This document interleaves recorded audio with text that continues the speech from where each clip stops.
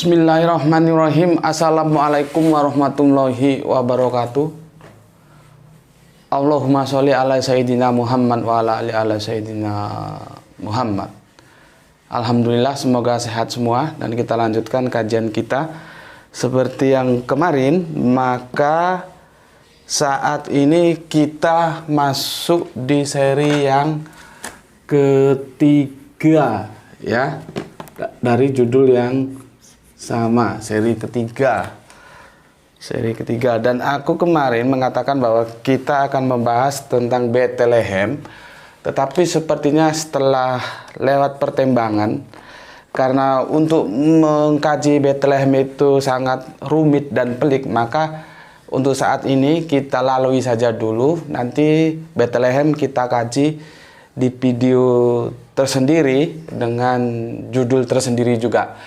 Namun masih ada kaitannya dengan goyangan perawan Maria, ya. Jadi supaya lebih fokus nanti kita bahas tentang Betlehem itu bagaimana, antropologisnya gimana, geografisnya gimana, ya. Bisa kita lihat nanti di video berikutnya. Untuk saat ini kita fokus tentang bagaimana sih sebetulnya masalah goyang-menggoyang pohon korma ini, ya. Oke. Aku hapus nih dulu, kemarin sudah aku jelaskan. Begini, kita harus membaca, ya, dulu dari pertanyaan teman Kristen kita. Begini pertanyaannya.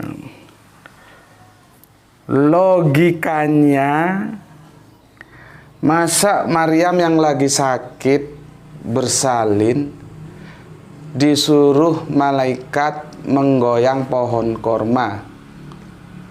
Masuk akal nggak orang lagi kesakitan disuruh pekerjaan yang berat? Jangan imani saja, Gus. Wah, bagus ya. Terus ditambah lagi berikutnya, masih teman yang sama, ya. Ini teman Kristen kita, ya. Jadi setiap ada pertanyaan, kewajiban kita adalah untuk menjelaskan, ya, tentang apa-apa yang kawan-kawan kita tanyakan. Sebentar, kemarin ada lanjutannya lagi, ya. Begini katanya, nggak logika, Gus. Orang lagi kesakitan melahirkan ingin makan korma, gitu. Oke, sekarang aku akan jelaskan satu persatu masalah logika.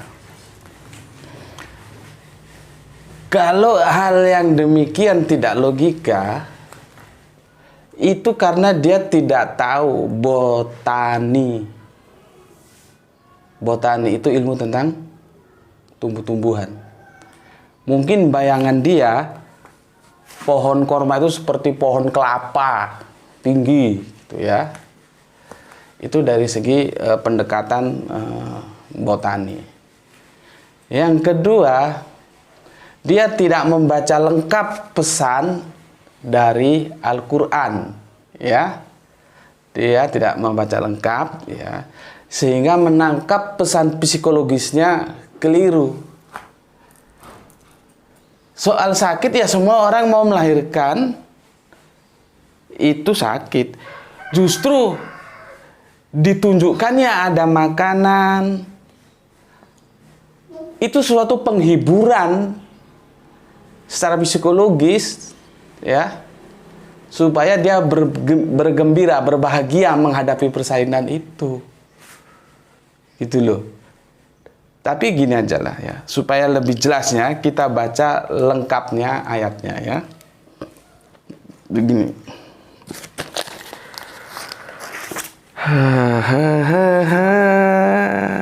Jadi gini, ini ada di surat Maryam, ya. Judulnya, perikopnya ini kelahiran Nabi Isa alaihi salam. Jadi kalau kita mau baca itu lengkapnya itu dari Quran surat Maryam, ya, surat 19 ya. Ayatnya 23 sampai 26. 26 ya. Ini lengkapnya. Nanti ceritanya itu sebetulnya akan terus berjalan ya sampai di ayat berapa ini? 40. Tapi untuk penjelasan ayat yang 27 sampai 40 itu bisa kalian lihat di video lain ya di channel ini dengan tajuk Saudara Perempuan Harun ya. Di sana sudah dijelaskan semua ya. Jadi untuk sementara kita melakukan telaah terhadap Quran surat Maryam dari ayat 23 sampai 26 saja ya.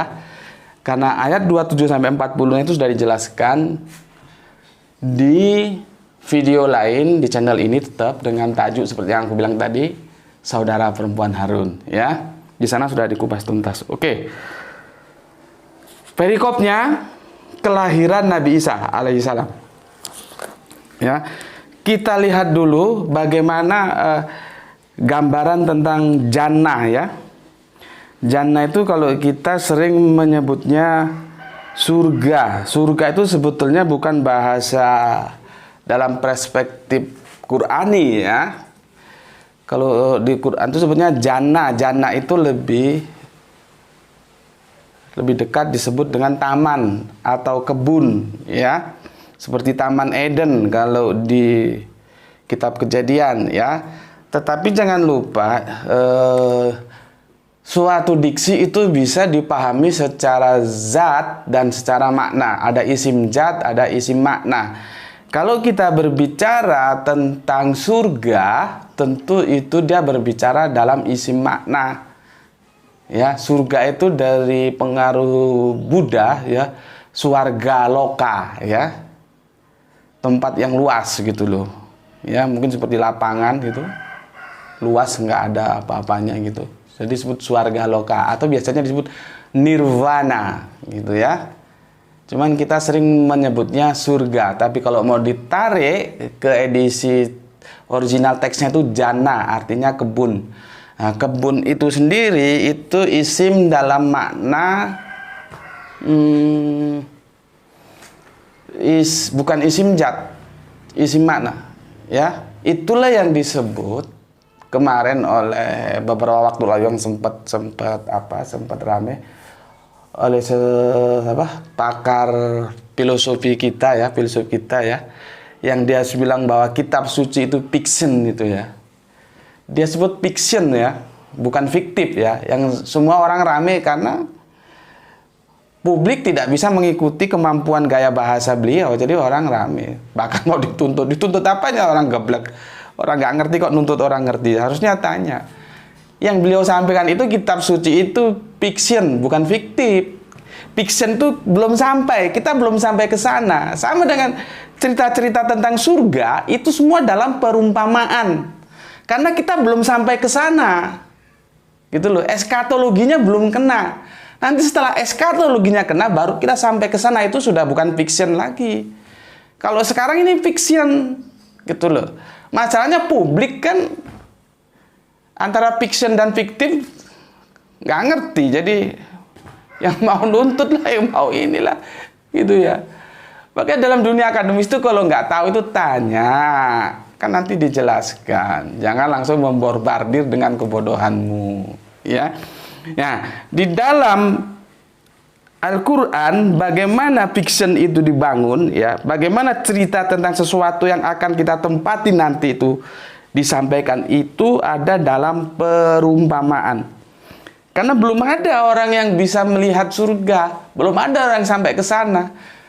Dia tidak pernah atau belum terlihat oleh mata dan terbetik dalam hati. Jadinya semua informasi-informasi dengan yang disampaikan ke kita itu adalah sebuah perumpamaan surga gitu ya. Nah, Al-Qur'an menggunakan perumpamaan surga atau jannah ya. kalau kami ngaji itu menggunakan istilah jannah ya. Cuman bukan jannah dalam isim zat. Kalau isim zat itu jannah itu kebun, yang masuk surga ya tukang kebun, bukan begitu ya. Tapi dalam isim makna, artinya apa? Tempat yang serba menyenangkan ya. Maka hati-hati ketika kita berbicara dalam bahasa Al-Quran. Seperti apa lagi? Sajarotun itu akan kita dekati dengan isim makna atau isim zat, itu nanti beda maknanya, apa pemahamannya ya. Kalau dia dengan isim zat ya pohon itu sajarotun. Tapi kalau dia kepada isim makna itu namanya ajaran. Nah, nanti kita akan ketemu kita membahas. Aku sebenarnya sudah bikin videonya, tapi masih banyak yang kurang ngerti bahwa dosa waris itu tidak ada gitu loh. Itu kedangkalan teman-teman Kristen memahami pohon dan buah. Mana ada pohon pengetahuan? Kan di Bible ditulis pohon pengetahuan. Mana pohon pengetahuan? Mana ada? Itu loh. Karena gagal memahami mana diksi itu metafora, mana harafiah. Itu kan perumpamaan, terus dipahami sebagai faktual. Terus ada kalau makan buah itu terus berdosa. Makan buah itu kalau nggak cocok palingnya mencret. Mana ada orang makan buah berdosa? Buah apa? Tapi itu nanti aku jelaskan ya, supaya kita tahu berbicara tentang sastra. Kalau kita nggak ngerti sastra, sulit gitu loh. Tidak ada dosa waris itu, mana ada. Secara hukum positif aja, kalau dia yang salah ya dia yang dihukum. Kalau Kanjeng Nabi ada yang salah, yang Kanjeng Nabi ada yang dihukum, ngapain kok diwariskan ke kita? Kita nggak punya sedikit saham pun kok. Tapi ya itulah dogma ya. Nanti itu kita bisa bahas. Oke, sekarang aku mau tunjukkan bagaimana Al-Quran memberikan perumpamaan tentang surga. Ini ya. Nggak usah aku tulis lah ya, karena banyak ini. Di surat Al-Baqarah 25. Begini. Dan sampaikanlah kabar gembira kepada orang-orang yang beriman dan berbuat kebajikan bahwa untuk mereka disediakan jannah. Di sini surga ya. Yang mengalir di bawahnya sungai-sungai. Setiap kali mereka diberi rezeki buah-buahan dari surga, dari jannah. Sungai buah, ya. Mereka berkata, inilah rezeki yang diberikan kepada kami dahulu. Mereka telah diberi buah-buahan yang serupa, dan di sana mereka memperoleh pasangan-pasangan yang suci. Mereka kekal di dalamnya.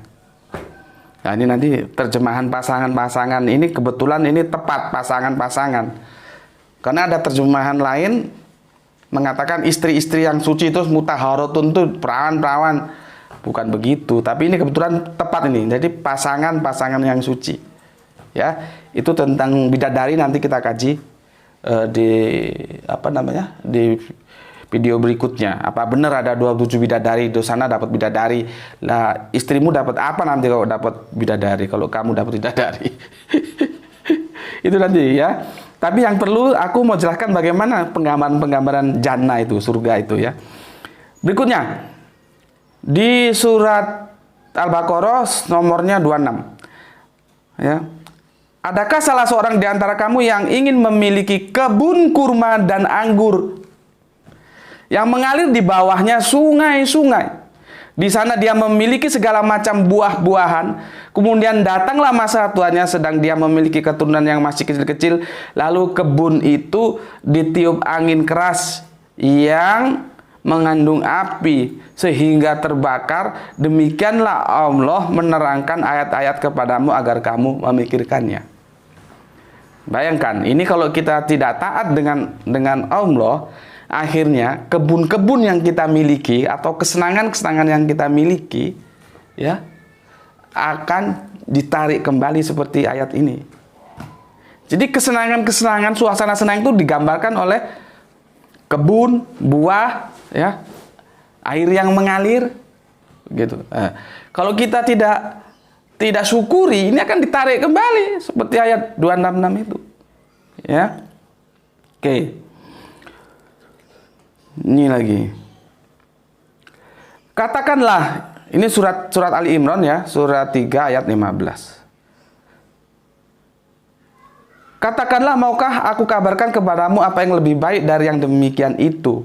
Bagi orang-orang yang bertakwa di sisi Tuhan, ya sebetulnya ya oke lah aku pakai Tuhan dulu ya. Sebetulnya nanti kita lihat apakah dia ilah atau rob ya, supaya kalian gampang mengikutinya. Oke lah, aku ikuti dulu ini.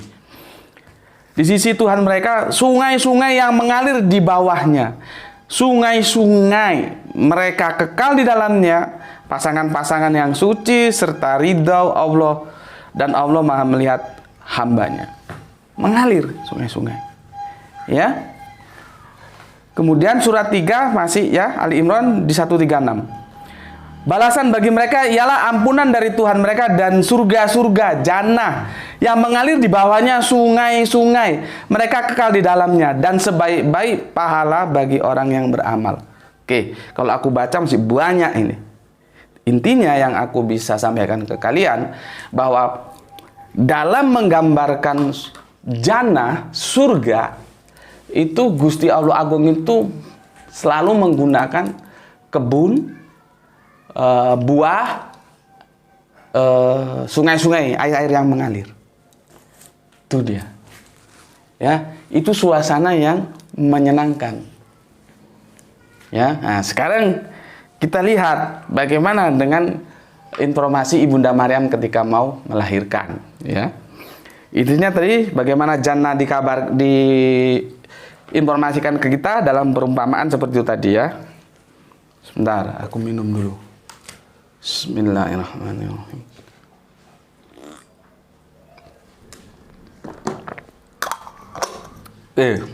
Kita lanjut. Aku baca teksnya keseluruhan, nanti pada ayat tertentu baru kita melakukan ketik teks ya. Oke.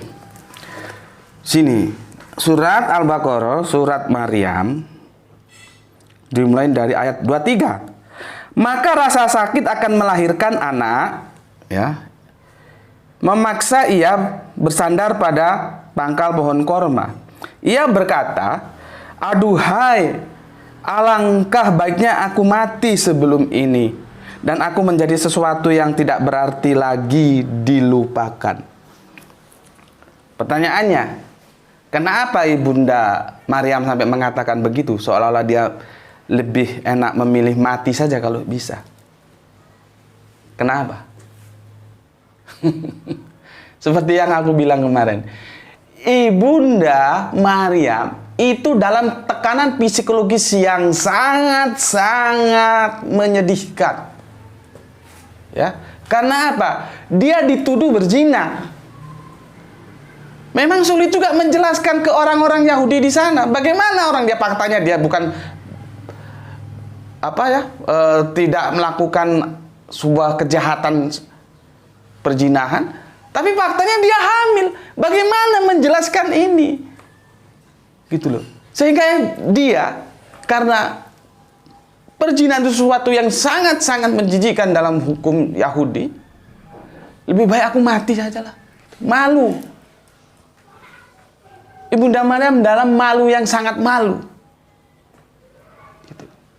Ya, itu yang kemarin aku bilang, Al-Quran nanti datang membela diri bahwa Ibunda Maryam itu bukan berzina. Itu. Hanya teman-teman Kristen supaya tahu Al-Quran itu menghormati Ibunda Maryam dan menyayangi dan mengagungkan. Begitu juga Kanjeng Nabi Isa dimuliakan. Gitu loh. Supaya tahu kau. Gitu loh. Oke. Ya, berikutnya. Maka Jibril menyerunya dari tempat yang rendah. Apa katanya? Janganlah kamu bersedih.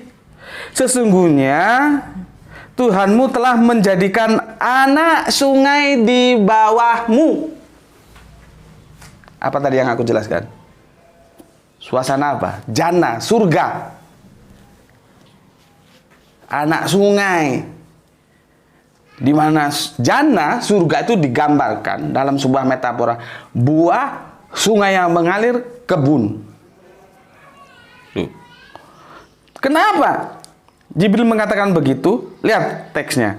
Maka Jibril menyeru dari tempat yang rendah, janganlah kamu bersedih hati. Artinya Jibril memberi, lewat perintah Allah tentunya, akan memberikan penghiburan kepada Ibunda Maryam yang mau melahirkan. Psikologisnya itu disiapkan. Gitu loh. Kok kamu ngomong nggak logis, nggak ngobris? Kan geblek namanya. Kalau nggak tahu bagaimana rangkaian ceritanya. Ibunda Maryam tuh sedih, tekanan psikologisnya mau melahirkan, dihibur. Ya. Oke, ayat 25. Tadi sungai-sungai saya mengalir ya, sudah ya, anak sungai di bawahmu mengalir ya. Yang 25. Dan goyanglah pangkal pohon korma itu ke arahmu, niscaya pohon itu akan menggugurkan buah korma yang masak kepadamu. Nah, ini yang mungkin membuat teman Kristen kita pusing kepalanya. Bagaimana orang mau melahirkan apa bisa menggoyangkan pohon korma yang tinggi seperti pohon kelapa itu? Makanya kemarin ketika dia mengkritik, aku bilang, kamu pelajari dulu botani. Kan sekarang ada Google, ada apa. Sebetulnya pohon korma itu seperti apa sih? Gitu loh. Karena aku juga dulu dalam pencarianku lama tentang ayat ini. Bagaimana pohon itu bisa digoyang? Gitu loh. Karena yang namanya jenis palem itu setauku dulu itu tinggi-tinggi. Ya selaksana pohon kelapa itu. Dan aku tanya ke sana kemarin, nggak ada yang tahu juga gitu. Tapi alhamdulillah akhirnya aku tahu juga gitu loh. Allah itu kalau kita mau belajar ya, mesti nanti kalau kepepet Allah itu, kalau kita sudah berusaha, kasih tahu kok ya. Kasih tahu gitu loh. Seperti besok yang mau kita diskusikan tentang Bethlehem itu, aku sebetulnya nggak tahu itu, tapi alhamdulillah Allah kasih tahu aku. Bagaimana kita mensikapi informasi dari Al-Quran yang mengatakan di pohon korma, dari Injil kanonik yang katanya di kandang domba, di Pseudo Yakobus yang katanya di goa, gimana ini? Memperoleh titik temuannya ini gimana? Gitu. Alhamdulillah, aku sering begitu. Ketika aku dalam ketidakmengertian, Allah akan tunjukkan aku, memberikan jawab. Itu sebuah karunia yang aku syukuri, dan sebagai bukti apabila kita sungguh-sungguh belajar, nanti akan ditunjukkan kebenaran. Gitu.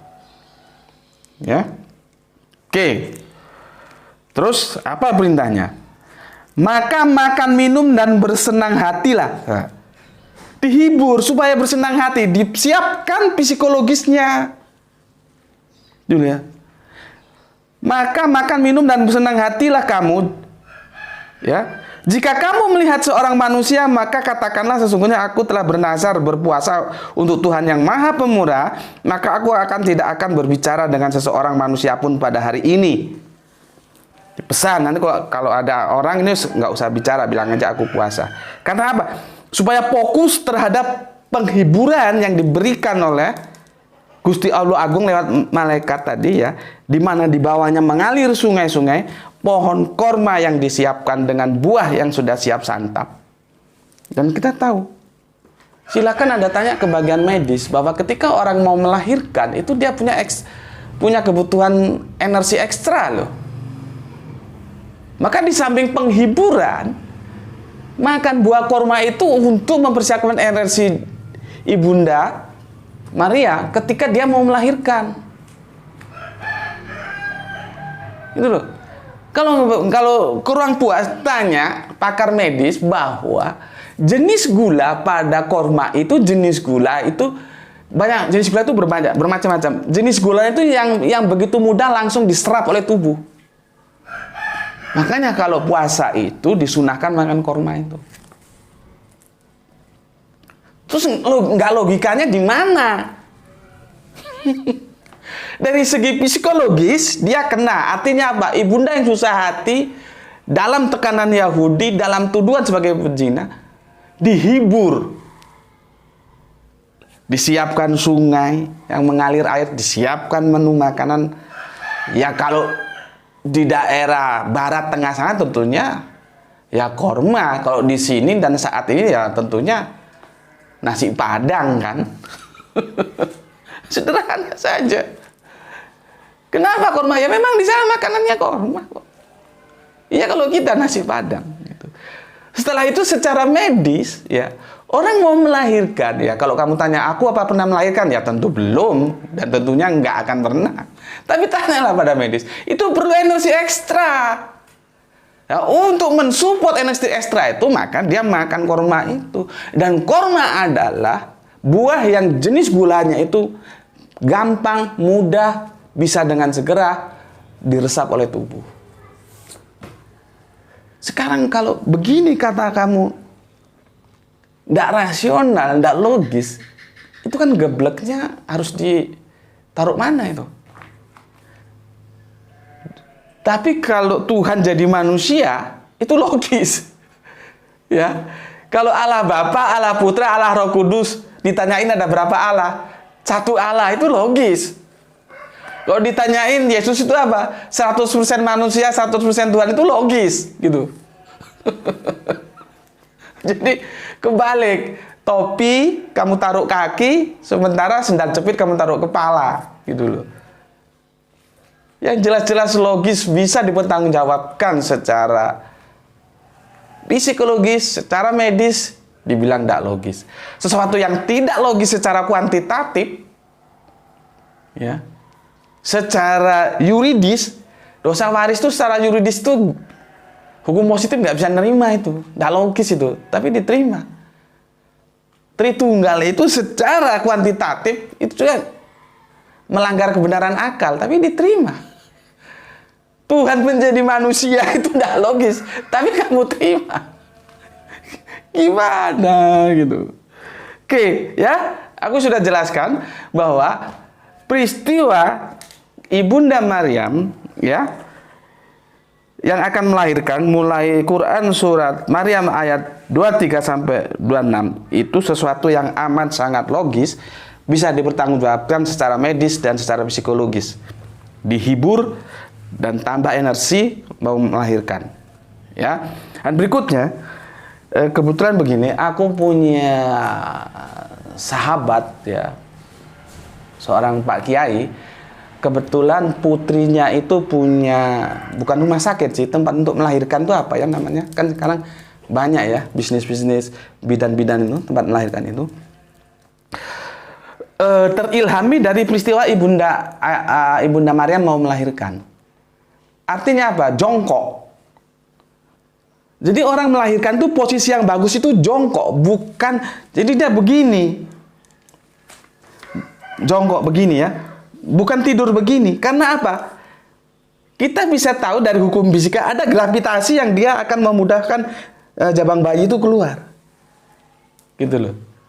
Itu artinya apa? Ada pesan lain dalam Al-Quran secara apa ya? Apa namanya? Saya lupa. Secara tersembunyi gitu lah ya. Itu yang memang butuh kecerdasan untuk memahaminya. Secara apa ya, tidak secara tekstual gitu ya, aku lupa istilahnya ya, secara tersembunyi bahwa kita dapat menangkap bahwa melahirkan seperti apa yang Ibunda Maryam, kan kalau di sini ini suasananya dia pasti jongkok lah, bagaimana mau tidur orang di kebun kan, itu lebih bagus daripada yang begini nih, yang tidur begini nih ya. Karena apa? Ada gravitasi bumi sehingga jabang bayi itu keluar. Ya. Itu. Dan berikutnya banyak teman-teman Kristen yang begitu sangat tersinggung, sangat tidak suka dan langsung memborbardir ya. Ketika aku mengunggah video beberapa tahun lalu gerah di Natal itu ya.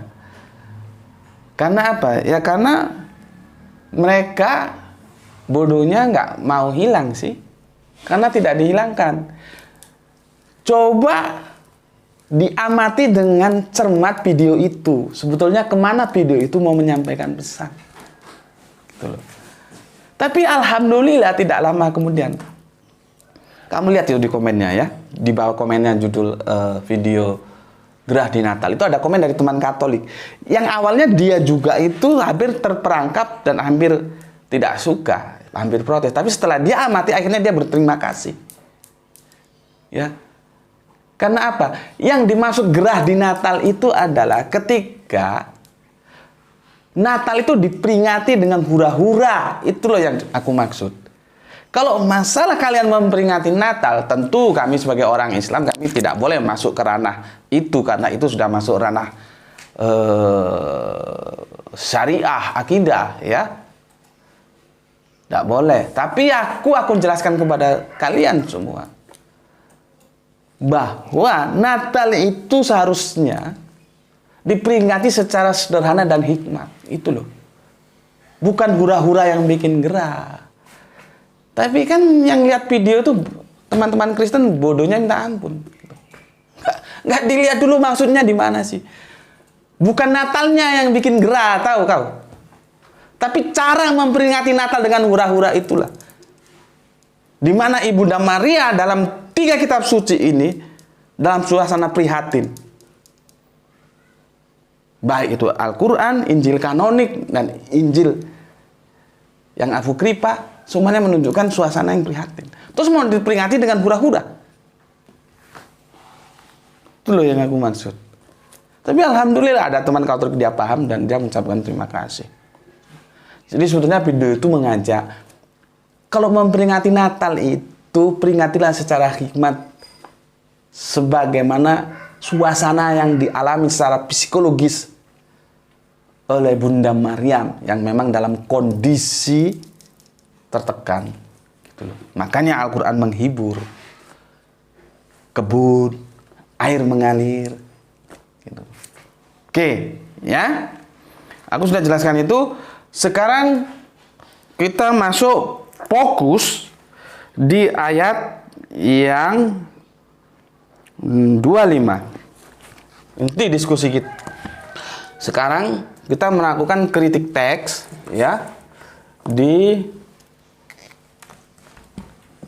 sinilah Quran surat Maryam, ya, 19 yang 25.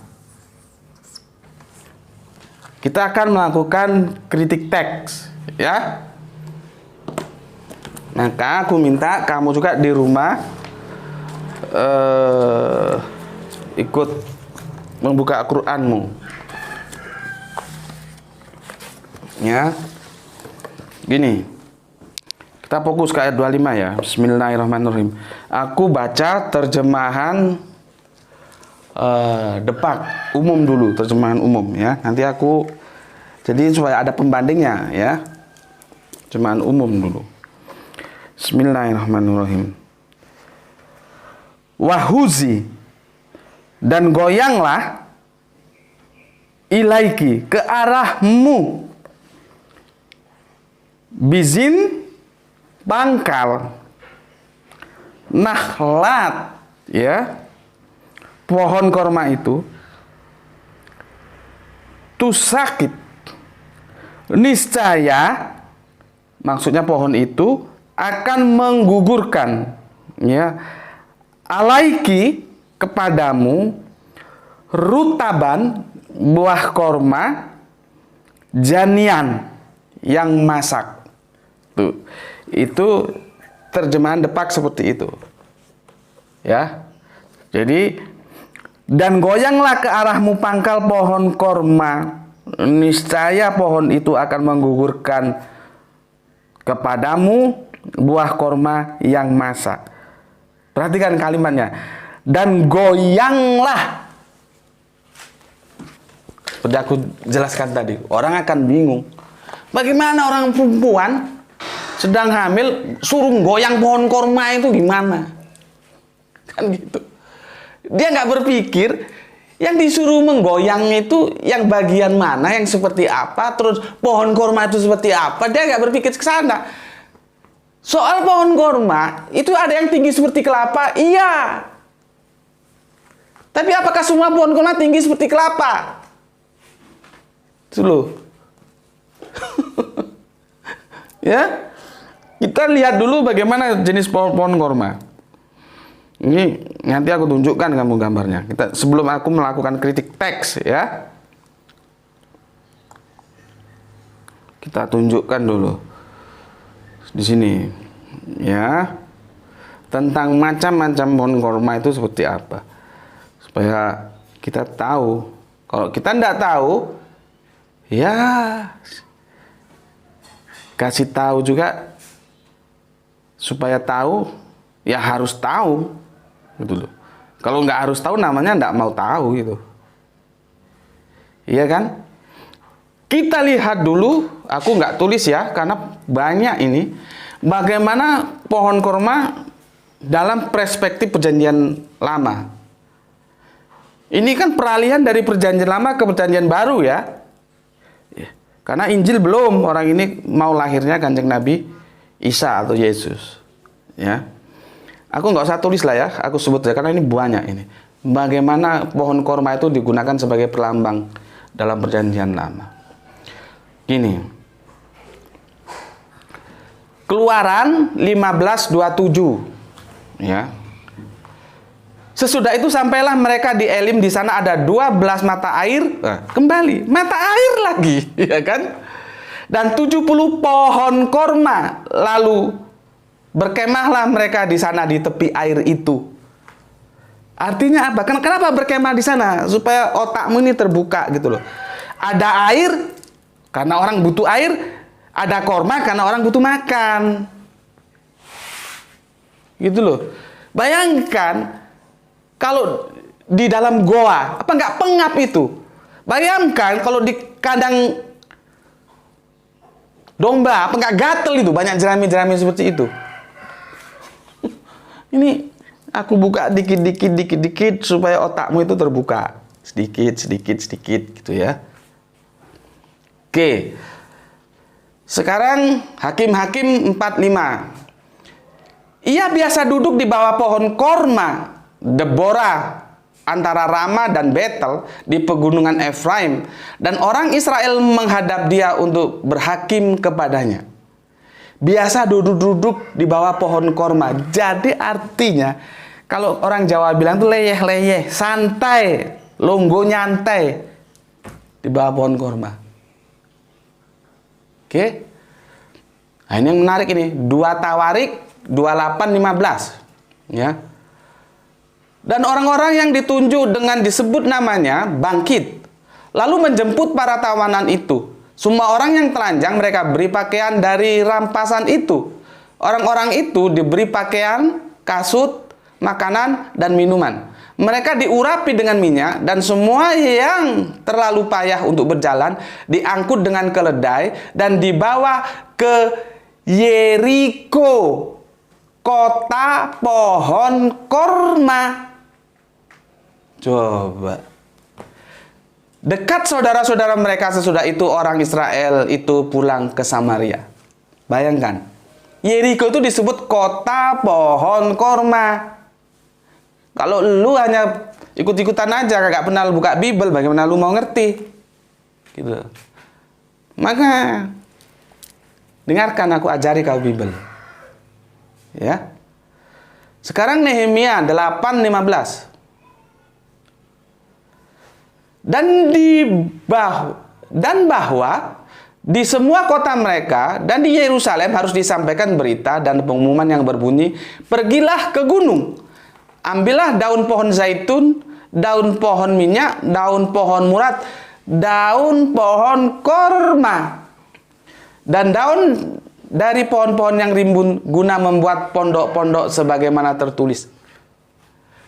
Jadi orang Israel juga itu sebagaimana orang Arab, karena sama-sama hidup dalam perspektif dunia Barat Tengah. Ingat ya, aku nggak bilang Timur Tengah, dan kamu jangan pakai lagi Timur Tengah. Udah aku jelaskan. Barat Tengah gitu loh. Nanti kalau ada orang protes, suruh ke sini, aku jelaskan. Kita tahu jadi jangan minder gitu loh. Karena Inggris bilang Timur Tengah, kita bilang ikut-ikutan Timur Tengah. Itu profesor apa gitu? Timur Tengah itu kalau dilihat dari Inggris, kita posisi di sini maka kita sebut Barat Tengah gitu loh. Percaya diri sebagai orang Indonesia. Jangan ikut-ikutan Barat, dikirain semua cocok yang dari Barat untuk kita. Gitu. Oke, sekarang Mazmur 92:12. Ini menarik lagi ini. Ya, Mazmur 19:12 sampai ke 13 nanti ya.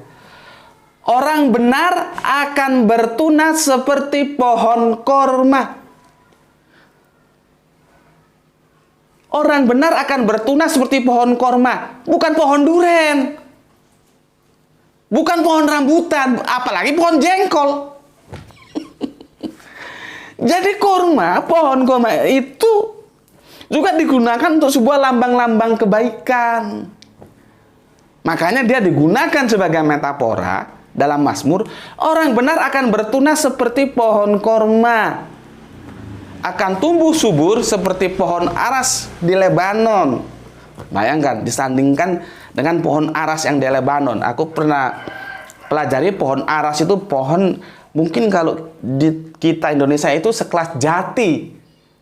Pohon aras yang di Lebanon itu kayunya itu bagus gitu. Oke. Aku sudah jelaskan bagaimana korma dalam perspektif perjanjian lama. Artinya apa? Mereka sudah tidak asing, familiar terhadap korma. Lah memang Israel sama Arab itu satu bapak dari Ibrahim kok. Ya wis padha wae, kalau orang Arab juga kenal korma, ya orang Israel juga kenal korma. Mau kemana lagi gitu loh. Jadi mereka tidak asing gitu loh dengan korma. Oke. Itu ya. Sekarang aku mau kasih tahu kalian di surat Ar-Ra'd. Ya. Di surat Quran, surat Ar-Ra'd, surat Ar-Ra'd, surat ke-13 ayatnya ke-4. Ini menarik ini. Karena kamu kira pohon korma itu lurus-lurus gitu semua gitu ya. Dan di bumi terdapat bagian-bagian yang berdampingan, kebun-kebun anggur, tanaman-tanaman, pohon korma yang bercabang dan yang tidak bercabang. Nah, berarti pohon korma itu ada yang bercabang dan ada yang tidak bercabang. Betul ya? Disirami dengan air yang pada yang demikian itu terdapat tanda-tanda kebesaran Allah bagi orang-orang yang ngerti. Betul. Ya? Itu tentang pohon korma. Sekarang kita masuk ke kritik teks. Aku sudah jelaskan perspektif pohon korma dari Al-Quran, dari PL, Perjanjian Lama ya. Sekarang kita masuk ke kritik teks ya. Oke. Aku minum dulu. Gak apa-apa ya, panjang ya. Bismillahirrahmanirrahim.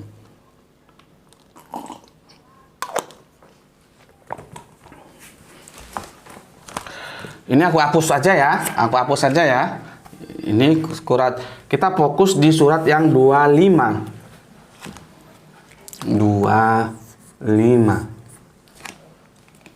Oke. Perlu aku kasih tahu bahwa dalam perspektif dunia akademik keislaman, memang para ulama juga tidak satu suara, khususnya tentang Quran surat Maryam 19:25. Terpecah menjadi dua. Satu kelompok memahami itu secara metafora, ya, yang itu disponsori oleh Muhammad Abdul Latif dari Mesir, ya. Muhammad Abdul Latif ya, itu memahami secara metafora, gitu loh. Tetapi ada kelompok yang memahami secara harafiah, gitu. Yang namanya penafsiran itu begitu. Yang namanya penafsir kok. Ya, kalau ayat ini dipahami secara metafora, ya sudah selesai, nggak perlu dijelaskan. Orang metafora, nggak perlu dijelaskan karena itu metafora. Tetapi aku tidak dalam kelompok Muhammad Abdul Latif. Aku ada dalam kelompok yang memahami ayat ini secara harafiah. Maka aku perlu menjelaskan ke kalian. Ya. Oke.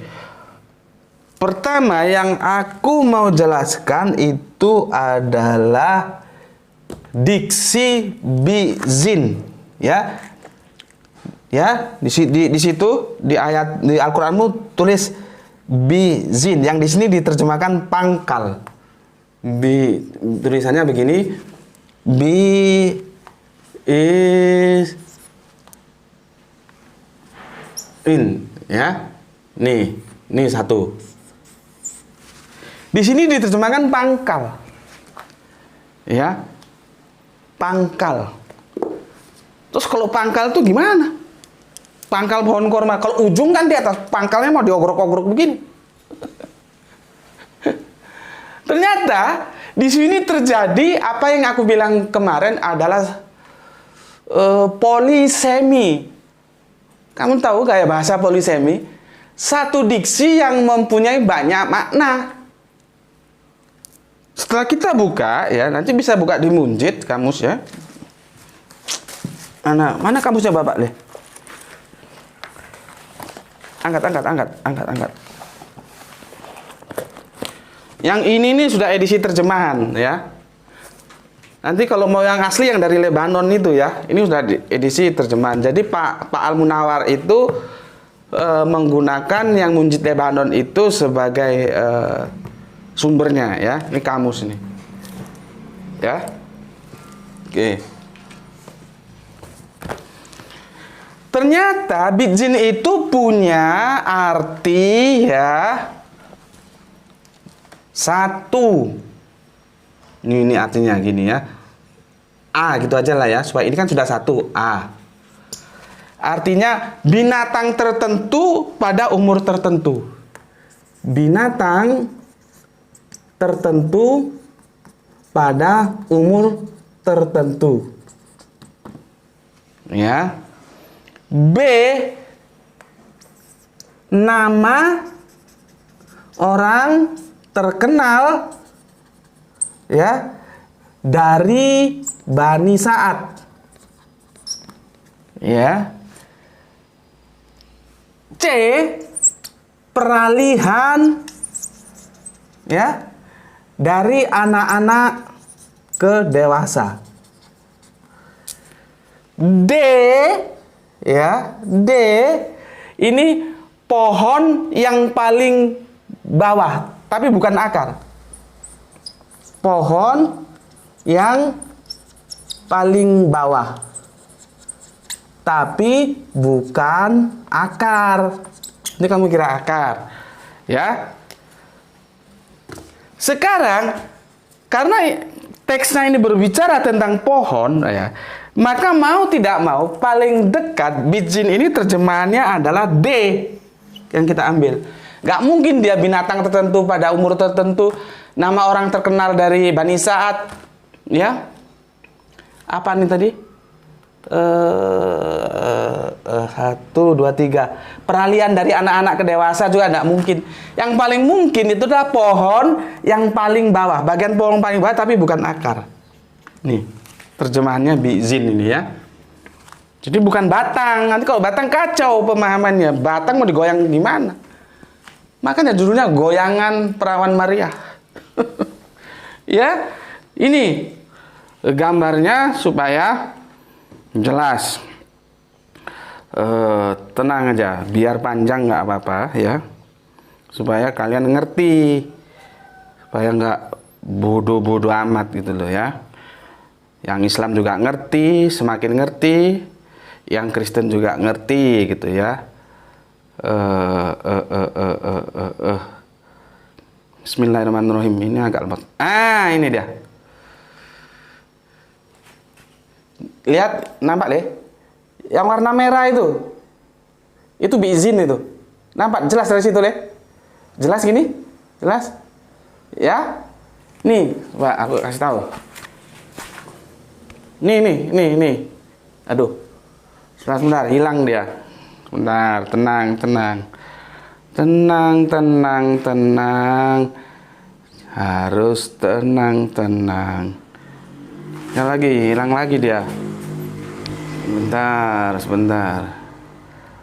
Bentar, tenang, tenang, tenang. Tenang, tenang, tenang. Tenang, tenang, tenang. Tuh, ya. Kalau aku kecilkan pohon kormanya kan gini, ya. Itu skemanya yang aku kasih warna merah itu yang bizin tuh, bagian bawah. Tapi bukan akar ini. Oke? Clear. Sekarang kita lari ke 2, root taban, ya. Root taban. Ini kritik teks diksi pertama, diksi kedua. Root taban. Root taban. Ini juga punya 2 makna. Ya. Pertama, root taban ini A juga ya. Ini sudah A. Ini nanti B. Mangkel. Buah yang orang Jawa bilang mengkal. Kalau bahasa Indonesia ini apa ya? Orang kan kadang-kadang nggak suka makan buah yang masak itu ya. Pilih yang mengkal. Mengkal itu mengkal apa ya bahasa Indonesianya? Belum, dia masak tapi belum masak banget gitu loh. Ya inilah sulitnya translate ya. Itu rutaban ini, buah yang mengkal. Buah yang dari ya pokoknya yang mengkalah, terserah lah, nggak tahu aku pas itu. Dia belum masak banget ya, dari mentah menuju ke masak ya mengkal atau mengkal, bukan mangkel ya, mengkal ya, buah yang mengkal gitu ya. Terus ini buah mengkal, benar, buah mengkal ya, antara masak dan matang gitulah. Kan kadang-kadang kita suka yang mengkal. Kalau aku suka yang mengkal, makan buah itu seperti buah mangga itu ya. Kalau terlalu matang enggak, kurang suka aku. Dan bisa juga dia tentang kelembaban udara, sejuk gitu ya. Kesejukan kelembaban udara gitu ya. Tepatnya kelembaban udara lah. Kelembaban udara. Ya. 2 itu arti rutaban ya. Sehingga kita bisa tentukan makna mana yang mau kita ambil. Sehingga dengan demikian ya bisa, oh setengah matang, mengkal itu setengah matang ya. Ini kelembaban udara. Tentunya karena berbicara tentang buah, maka yang kita pilih rutaban adalah kelembaban udara. Sorry, buah yang mengkal setengah matang. Oke, 1, 2, 3. 1 rutaban sudah. Sekarang ketiga, perhatikan di Al-Qur'anmu. Kita ini nakhlati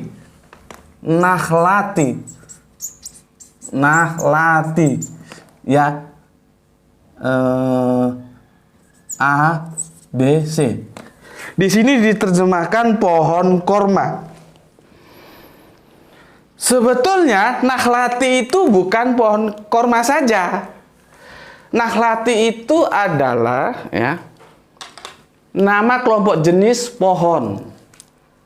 Lalu kenapa di sini diartikan korma? Nah, nanti aku jelaskan. Yang masuk nakhlati itu adalah pohon-pohon jenis 1. A. Palem. Ya. Kedua, kelapa. Ya. Ketiga, korma. Ini loh. Jadi palem itu bisa disebut nakhlati. Ya. Kelapa bisa disebut nakhlati. Korma bisa disebut juga nakhlat. Nah, di sini disebut korma. Kenapa disebut korma? Karena dia berujung pada rutaban ini. Nanti kalau di ujung kalimat itu adalah buah yang setengah matang dan buah yang masak ini, rutaban ini. Lah pohon kelapa kan nggak ada ini buah kelapanya sudah masak belum? Kan nggak ada. Ini pohon palemnya buahnya sudah masak belum? Kan nggak ada gitu. Yang ada istilah masak dan masih mentah itu korma. Maka disimpulkanlah di situ korma. Oke.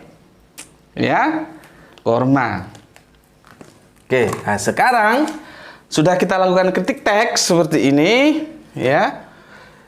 Bizin kita ambil arti yaitu pohon yang paling bawah. Nih ya, bagian pohon yang paling bawah tapi bukan akar. Nih.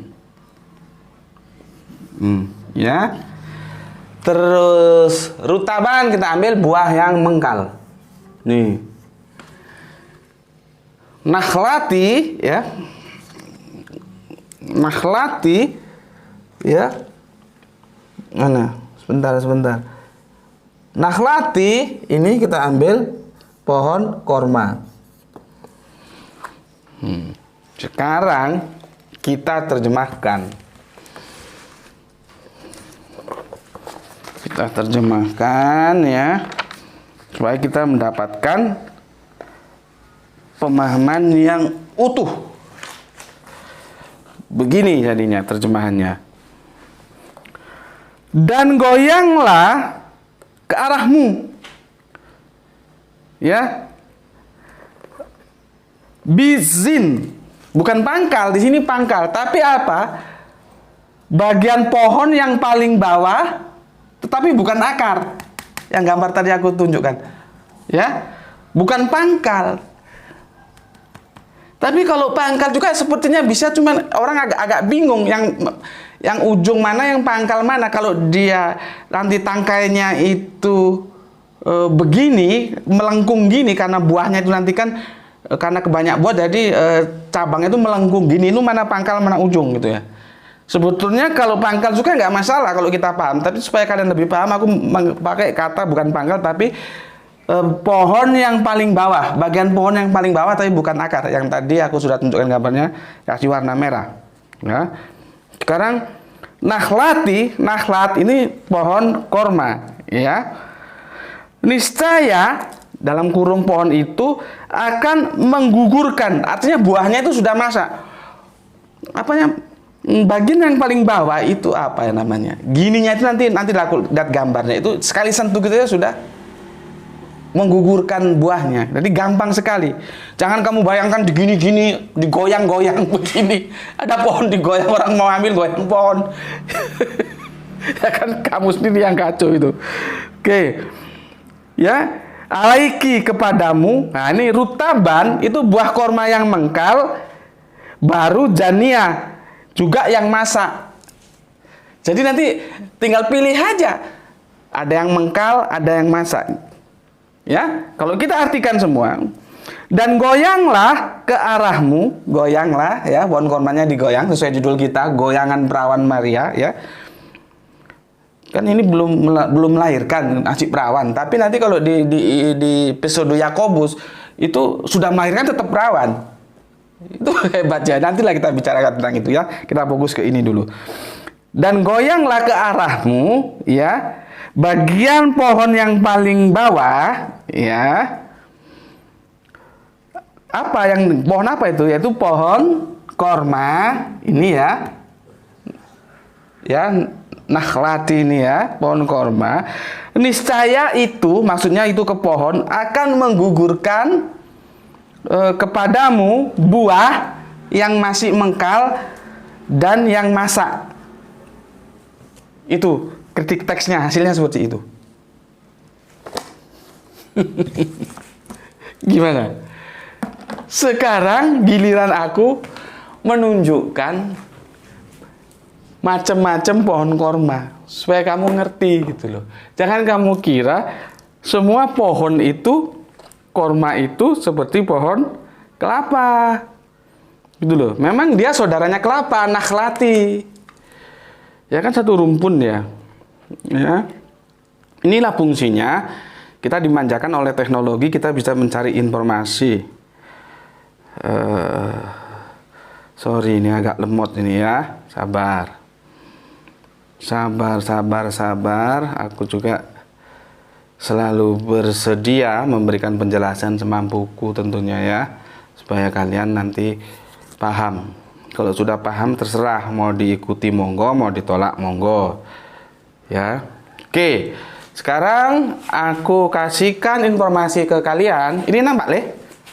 Nampak? Nah, ini pohon yang bercabang. Nah, ini. Lihat ini. Ini satu, ini dua. Bercabang. Nah, ini yang sampai ke tanah tadi lah. Kalau kita bersandar ini kan tinggal metik aja ini. Ya. Tuh, ya. Oke, berikutnya. Nah, bayanganku dulu, pohon kurma itu semua seperti ini, seperti pohon kelapa. Jadi orang kalau mau apa namanya, mau mengambil buahnya harus manjat. Bayangkan seorang wanita hamil manjat pohon seperti itu kan bisa mampus itu. Iya kan? Bisa kacau. Karena apa? Karena kebodohan kita. Kita tidak memenuhi informasi kita tentang botani. Bagaimana sebetulnya macam-macamnya pohon korma itu ya. Yang seperti ini memang ada, seperti pohon kelapa itu dia harus dipanjat. Sekarang kalau Ibunda Maria mau melahirkan manjat gitu ya, enggak mungkin lah ya. Oke, nah ini tinggi ini. Nah, ini yang pendek. Lihat ini. Kalau kamu bersandar di situ, kamu sama sekali sentuh aja, sekali goyang aja sudah selesai tuh buah, bisa kamu nikmati. Apalagi di bawahnya mengalir sungai-sungai. Karena kalau orang mau hamil ya, itu kan perlu air untuk bersih-bersih, untuk mencuci, untuk minum. Bayinya dibersihin pakai apa kalau nggak ada air? Sekarang bagaimana kalau di goa? Airnya dari mana? Apalagi kalau di kandang domba, airnya dari mana? Sekarang lebih logik mana? Antara kandang domba, goa, dan di bawah pohon korma yang digambarkan sebagai surga, di bawahnya mengalir sungai-sungai. Ya, jadi Al-Quran ini mengagungkan Bunda Maryam. Ya, kalian perlu tahulah ya, supaya tidak terlalu a priori terhadap Al-Quran. Ya. Masalah kamu mau imani mau enggak itu urusan kamu. Ya, nah ini juga bawahnya Subhanallah. Ini yang warna kuning ini. Nah ini kita sambil gelar apa kok daunnya itu kita pintal untuk alas. Duduk-duduk di situ, sekali sentuh aja, sekali goyang aja, buahnya sudah bisa kita nikmati. Nah, ini jenis merah ini. Ya, ini sampai ke tanah gitu ya. Pendek-pendek. Oke, aku kira cukup ya. Itu penjelasanku. Dan kita sudah pada akhir ya. Jadi, seri ketiga ini, nggak tahu deh berapa lama ini. 1 jam. Ini seri tamat ya. Tamat ya, nanti akan aku lanjutkan tentang misteri antara Bethlehem dan kebun kurma. Ya, akan kita lanjutkan di situ. Karena apa? Bethlehem akan aku kupas tuntas seperti ini ya. Dia perlu waktu panjang, perlu tersendiri. Makanya nggak aku kasih judul ini supaya fokus ya. Karena di situ juga penting nanti. Di situ polemiknya cukup tinggi. Oke. Ini sudah aku jelaskan ya, bahwa Quran Surat Maryam 1925 itu adalah sesuatu berita yang sangat amat logis. Baik ditinjau dari pendekatan psikologis, yang dimana orang hamil itu perlu penghiburan, apalagi orang susah harus dihibur ya.